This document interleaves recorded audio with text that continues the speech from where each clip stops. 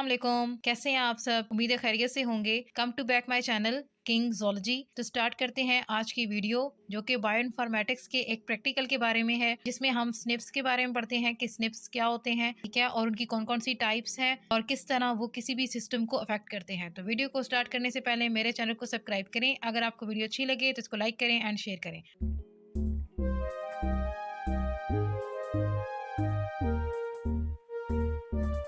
हम स्टार्ट करते हैं स्निप्स। सिंगल न्यूक्लियोटाइड पॉलीमॉर्फिज्म जो होता है इसको बोलते हैं स्निप्स, ठीक है। इसको प्रोनाउंस किया जाता है स्निप से। और इसमें हम क्या करते हैं कि इसमें हम जेनेटिक मटेरियल जो होता है ना उसको देखते हैं, उसकी जो वेरिएशंस होती हैं उनको चेक कर लिया जाता है, ठीक है। तो अगर मैं आपको ड्रा करके दिखाऊँ तो हमारे पास फॉर एग्जांपल, ठीक है, ये 2 डिफरेंट ऑर्गेनिज्म का जो है ना ये डीएनए है, ठीक है। ये देखें, तो ये एक येलो हो गया और दूसरा हमारे पास जो है ना ये ग्रीन वाला हो गया। तो अब क्या होगा, अब इन दोनों में जो है ना यहाँ पे किसी एक पॉइंट पे जो है वो एक वेरिएशन आ जाएगी, क्या, जैसे कि यहाँ पे जो है ना, ठीक है, यहाँ पे वेरिएशन आ जाएगी। और अगर इसको ड्रा किया जाए, ठीक है, तो इसकी ना यहाँ पे वेरिएशन आ जाएगी, ठीक है। अब ये वेरिएशन जो है ये किस वजह से आई है, ये एक न्यूक्लियोटाइड की वजह से आई है। अगर एक जीन जो है, ठीक है, ये एक जीन है तो इसमें क्या है कि ये बनी हुई है, आप ये कह लो कि UAA से बनी हुई है, ठीक है। तो नेक्स्ट में क्या होगा कि इसमें जो है ना ये वाली जीन, ठीक है, वो बनी होगी UAG से बनी हुई होगी, ठीक है। तो ये सारे क्या है, ये इनिशिएशन कोडॉन्स हैं, ठीक है। तो इस तरह क्या होता है कि अब यहाँ पे वेरिएशन आ गई है, मीन्स कि यहाँ पे A लगा हुआ है और यहाँ पे G लगा हुआ है। मतलब एक सिंगल न्यूक्लियोटाइड की वजह से डिफरेंट ऑर्गेनिज्म के अंदर वो एक जीन जो है वो डिफरेंट हो गई है, ठीक है, लेकिन वो फंक्शन जो है वो सेम जो है ना परफॉर्म कर रही है। तो इसको हम कहते हैं ये है सिंगल न्यूक्लियोटाइड।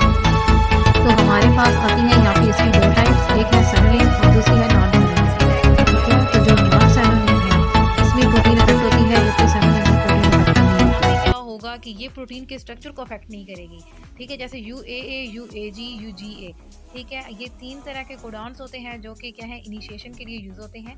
लेकिन अब क्या है कि उनके लास्ट वाले न्यूक्लियोटाइड्स हैं वो डिफरेंट है, लेकिन उसकी वजह से क्या होगा कि ओवरऑल कोई भी प्रोटीन बन रही है, कोई एक्सप्रेशन हो रहा है जीन का, तो उसमें कोई जो है ना फ़र्क नहीं पड़ेगा। लेकिन ये जो नॉन सिनोनिमस है, ठीक है, तो इसमें क्या होता है कि इस पर बहुत ज़्यादा फ़र्क पड़ेगा। इसमें म्यूटेशंस जो हैं वो आ जाती हैं और म्यूटेशन की वजह से जो प्रोटीन का सीक्वेंस होता है वो चेंज हो जाता है, क्योंकि वहाँ पे अमीनो एसिड का जो नंबर होता है या फिर उनका जो मतलब क्वालिटी होती है, ठीक है, तो वो सारी जो है वो चेंज हो जाती है। ओवरऑल जो चेन्स होंगी, बीटा चेन है बन रही हैं या अल्फा चेन बन रही हैं या बीटा प्लेटेड शीट बन रही हैं या हेलिक्स बन रहे हैं या फिर वो टर्शियरी स्ट्रक्चर है, क्वाटरनरी स्ट्रक्चर है, वो ओवरऑल ख़राब हो जाते हैं। डेट्स वाई के वहाँ पे क्या हो जाता है म्यूटेशन।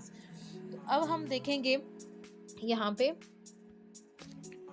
तो अब हम बात करेंगे उस वे की कि किस वे के थ्रू क्या होता है जीन अपने आप को एक्सप्रेस करती है, ठीक है। तो जीन एक्सप्रेशन की अगर हमने डेफिनेशन करनी हो तो इसमें हम ये कहते हैं कि जीन जो है वो अपने आप को एक्सप्रेस करती है और एक फंक्शनल प्रोटीन जो है ना उसको बना देती है।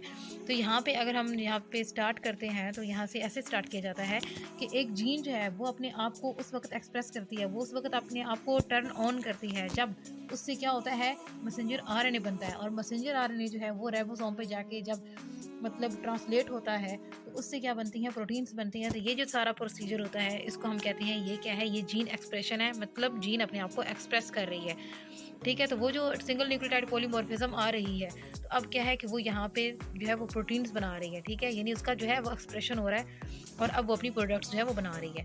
तो अब हम देखेंगे कुछ डेटाबेस कि आप स्निप्स को कैसे सर्च कर सकते हो, कैसे उनके बारे में इंफॉर्मेशन निकाल सकते हो। तो डेटाबेस बहुत सारे हैं, आप इनमें बहुत सारे डेटाबेस जो है उनको यूज़ कर सकते हो। सबसे पहले तो आप ना NCBI को यूज़ कर लो, ठीक है, ये सबसे अच्छा है। और इसकी वेबसाइट जो है www.ncbi.nlm and nih, ठीक है .gov, ठीक है। आप क्या करोगे, इसके थ्रू आप इसको सर्च कर लोगे। अगर वैसे ही आप NCBI लिख दो तो फिर भी उसके यूट्यूब पे आप कर रहे हो या फिर आप ना गूगल पे कर रहे हो, याहू पे कर रहे हो, किसी भी सर्च इंजन पे जाके, क्रोम पे जाके आप इसको लिखोगे तो आपके सामने आ जाएगा उसके बारे में सारी डिटेल। तो देन इसके अलावा यहाँ पे हमारे पास कुछ और भी हैं। आप क्या कर सकते हो, ब्लास्ट से भी चेक कर सकते हो, ठीक है। और उसके बाद आप जो है ना फास्टा जो है उसके थ्रू भी आप इसको चेक कर सकते हो। प्रोट पैरम जो है उसके ज़रिए भी सर्च कर सकते हो, यानी आप किसी भी तरीके से डेटाबेस जो है वो इसकी सर्च कर सकते हो, फाइंड कर सकते हो, पॉलीमॉर्फिज्म को चेक कर सकते हो। और ये पॉलीमॉर्फिज्म जब हो रही होती है ना तो इससे क्या होता है कि थोड़ा सा एवोल्यूशनरी रिलेशनशिप जो है वो हमें पता लग जाता है कि ये ऑर्गेनिज्म उस ऑर्गेनिज्म के साथ रिलेटेड है कि नहीं है, क्योंकि जब लास्ट पे हम जाते हैं तो वहाँ पे हमें सिमिलर सीक्वेंस जो होते हैं वो नज़र आ रहे होते हैं, ठीक है। तो देन हम ये देखेंगे कि एस एन वी क्या होता है, ठीक है। एस एन वी जो है ना, वी मीन वेरिएबल, यानी हम ये कहेंगे सिंगल न्यूक्लियोटाइड वेरिएशंस या वेरिएबल्स। मीन्स कि यहाँ पे क्या हुआ है, एक न्यूक्लियोटाइड चेंज हो गई है, लेकिन वो इस तरीके से चेंज हुई है कि वो ओवरऑल पॉपुलेशन के अंदर चली गई है, ठीक है। और मतलब ये कि वो ऑर्गेनिजम्स के जो ऑफ स्प्रिंग्स थे उनमें चली गई है, जेनेटिक्स में चली गई है, और उसकी वजह से ओवरऑल पॉपुलेशन के अंदर चली गई है। उसकी वजह से जीन फ्रिक्वेंसी जो है उसके ऊपर इफेक्ट हुआ है, जीन फ्रिक्वेंसी जो है वो चेंज होना शुरू हो गई है। और उससे क्या होगा कि पॉपुलेशन के अंदर जो है ना एक न्यू चीज़ जो है वो डेवलप हो जाएगी। अब मसला यहाँ पे आता है कि अगर वो सिनोनिमस है तो फिर तो वो ठीक, मीन के वो यूज़ सही होगी, ठीक है।